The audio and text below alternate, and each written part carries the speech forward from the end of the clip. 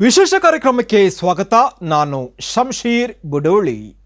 ಈ ಕಾರ್ಯಕ್ರಮದ ಪ್ರಾಯೋಜಕರು ಗಡಿಯಾರ್ ಗ್ರೂಪ್ ಆಫ್ ಕಂಪನೀಸ್. ಕೇಂದ್ರ ಸರ್ಕಾರದ ಪಾದಸೇವೆಯನ್ನ ಮಾಡುತ್ತಾ ಗೋಧಿ ಮೀಡಿಯಾ ಎಂಬಂತಹ ಕುಖ್ಯಾತಿಗೆ ಪಾತ್ರವಾಗಿರುವ ಮುಖ್ಯವಾಹಿನಿಯ ಟಿವಿ ಚಾನೆಲ್ಗಳ ಬಗ್ಗೆ ನಿಮಗೆ ಈಗಾಗಲೇ ಗೊತ್ತಿರಬಹುದು. ಈ ಚಾನೆಲ್ಗಳು ನಡೆಸುವಂತಹ ಡಿಬೇಟ್ಗಳಲ್ಲಿ ಆಂಕರ್ ಸ್ಥಾನದಲ್ಲಿ ಕುಳಿತಿರುವ ವ್ಯಕ್ತಿ ಮೋದಿ ಸರ್ಕಾರದ ವಕ್ತಾರಗಿರಿ ಮಾಡುವುದು ಮಾಮೂಲು.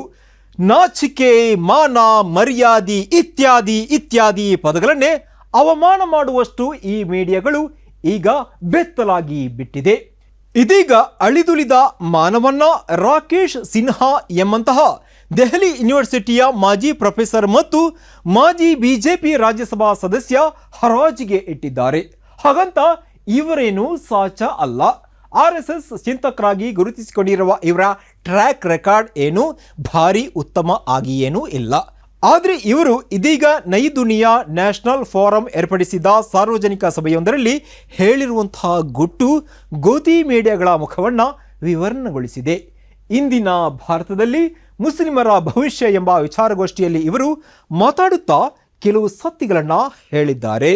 ಆ ಒಂದು ದಿನ ಮುಖ್ಯವಾಹಿನಿಯ ಟಿವಿ ಚಾನೆಲ್ ಆಂಕರ್ ತನಗೆ ಕರೆ ಮಾಡಿದ.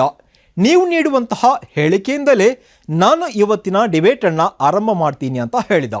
ಮಾತ್ರವಲ್ಲ, ನೀವು ಹೇಗೆ ಮಾತಾಡಬೇಕು ಅಂತಾನು ನನಗೆ ಅವತ್ತು ಪಾಠ ಮಾಡಿದ್ದ. ಗಡ್ಡ ಟೋಪಿಯ ಬಗ್ಗೆ ನೀವು ಕೆಟ್ಟದಾಗಿ ಮಾತಾಡಬೇಕು, ಬೈಗುಳವನ್ನು ಸುರಿಸಬೇಕು.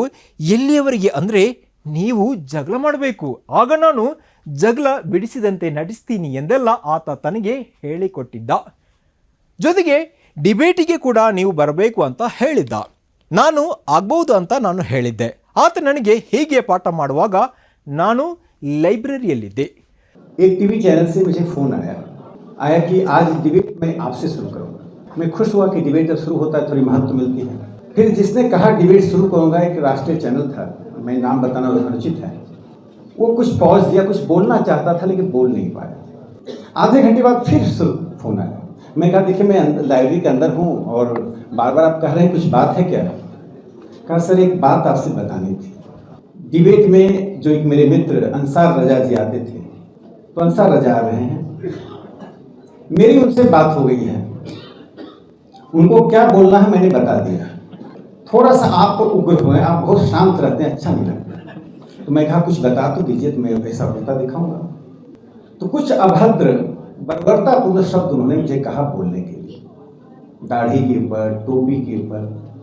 मैं कहा बहुत अच्छा, मैं जरूर बोलूँगा, कुछ और है तो बता दीजिए.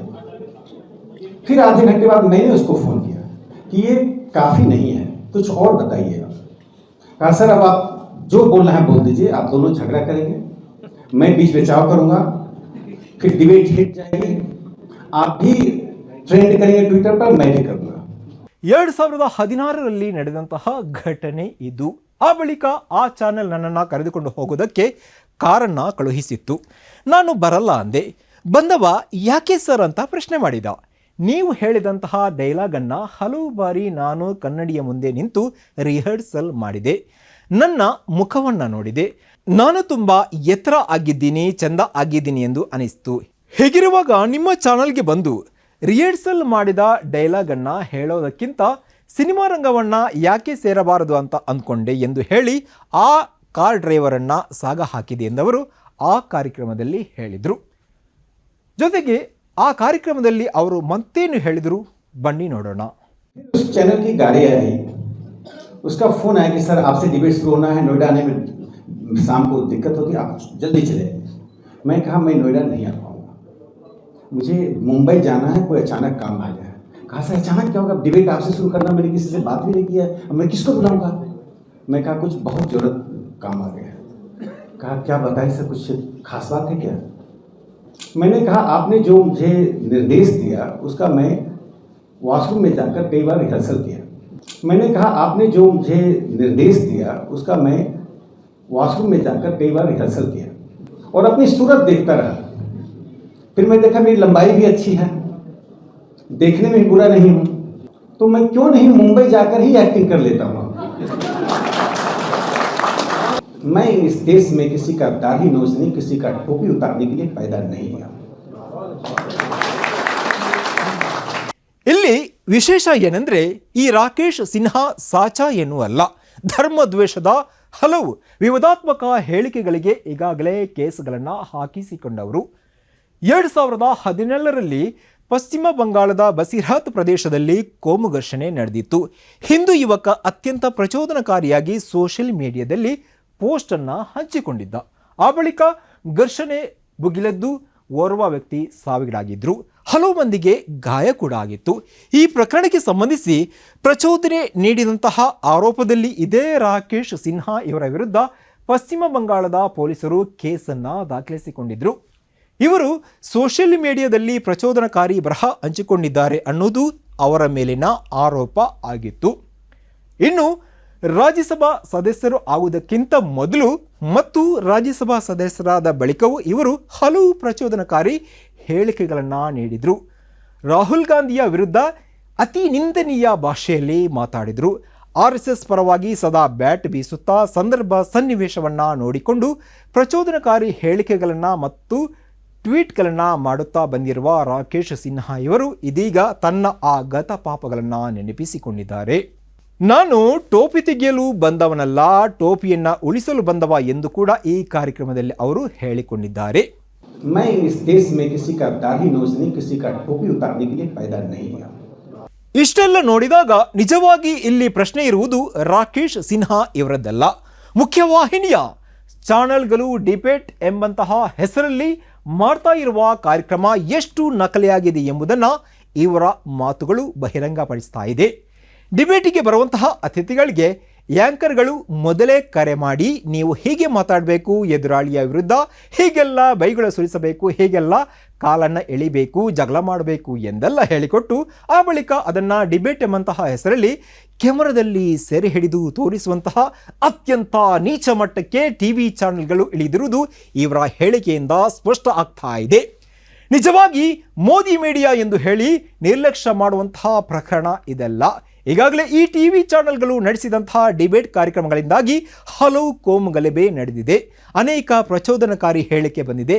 ಇಂತಹದ್ದೇ ಡಿಬೇಟ್ನಲ್ಲಿ BJP ವಕ್ತಾರೆ ನುಪುರ್ ಶರ್ಮಾ ಇವರು ಪ್ರವಾದಿಯನ್ನ ನಿಂದನೆ ಮಾಡಿದರು. ಇಂತಹ ಹಲವು ವಿವಾದಾತ್ಮಕ ಹೇಳಿಕೆಗಳು TV ಚಾನೆಲ್ ನಡೆಸಿಕೊಡುವಂತಹ ಕಾರ್ಯಕ್ರಮಗಳಲ್ಲಿ ಪ್ರಸಾರ ಆದದ್ದು ಕೂಡ ಇರುವಂಥದ್ದು. ಇವುಗಳಿಂದಾಗಿ ನಮ್ಮ ದೇಶದಲ್ಲಿ ಕೋಮು ಗಲಭೆ ಉದ್ವಿಗ್ನ ಸ್ಥಿತಿ ನಡೆದದ್ದು ಇದೆ. ರಾಕೇಶ್ ಸಿನ್ಹಾ ಇವರು ಇಂತಹ ಕಾರ್ಯಕ್ರಮಗಳು ಹೇಗೆ ಮೊದಲೇ ಡೈರೆಕ್ಷನ್ ಆಗಿರುತ್ತೆ ಮತ್ತು ಹೇಗೆ ಪೂರ್ವ ನಿಯೋಜಿತವಾಗಿರುತ್ತದೆ ಎನ್ನುವುದನ್ನು ಹೇಳಿದ್ದಾರೆ. ಹಾಗಂತ ಈ ಮೊದಲೇ ಈ ಬಗ್ಗೆ ಅನುಮಾನ ಇದ್ದರೂ ಕೂಡ ಇಂತಹ ಸ್ಪಷ್ಟವಾದಂತಹ ಸಾಕ್ಷಿ ಈವರೆಗೂ ಸಿಕ್ಕಿರಲಿಲ್ಲ. ಇನ್ನು ಇಂತಹ ಚಾನೆಲ್ಗಳ ಕಾರ್ಯಕ್ರಮಗಳನ್ನು ವೀಕ್ಷಣೆ ಮಾಡಬೇಕು ಬೇಡ ಅನ್ನೋದನ್ನು ತೀರ್ಮಾನ ಮಾಡಬೇಕಾದದ್ದು ನೀವು, ಅಂದರೆ ವೀಕ್ಷಕರು. WWF ಎಂಬಂತಹ ಕುಸ್ತಿ ಪಂದ್ಯಾಟ ಗೊತ್ತಲ್ವಾ, ಅದು ಕೂಡ ಹೇಗೆ ಪೂರ್ವ ನಿರ್ಧರಿತ ಆಗಿರುತ್ತದೆ ಎಂದು ಹೇಳಲಾಗುತ್ತೆ. ಅದು ಮನರಂಜನೆ ಎಂದೇ ತನ್ನನ್ನು ಗುರುತಿಸಿಕೊಂಡಿದೆ. ಆದರೆ ಇಬ್ಬರು ಕುಸ್ತಿಪಟುಗಳು ಭಯಂಕರ ರೀತಿಯಲ್ಲಿ ಕಾದಾಡುವ ರೀತಿಯಲ್ಲಿ ಅದನ್ನು ಹೆಣೆಯಲಾಗಿದೆ.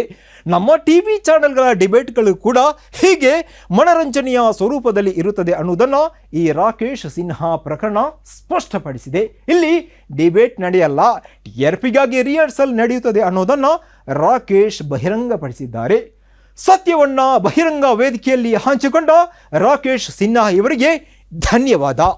ಇದುವೇ ಈ ಹೊತ್ತಿನ ಸ್ಪೆಷಲ್. ನಿರಂತರವಾಗಿ ನೋಡ್ತಾ ಇರಿ ಸನ್ಮಾರ್ಗ ನ್ಯೂಸ್, ಸುದ್ದಿಗಳ ಸಂತೆಯಲ್ಲಿ ಸತ್ಯದ ಮೊಂಬತ್ತಿ. Gadiar Group of Companies, synonymous with excellence and innovation, stands as your dynamic partner for progress. Gadiar Group ensures safety as guardians in firefighting and builds vibrant communities in real estate. Building tomorrow, today.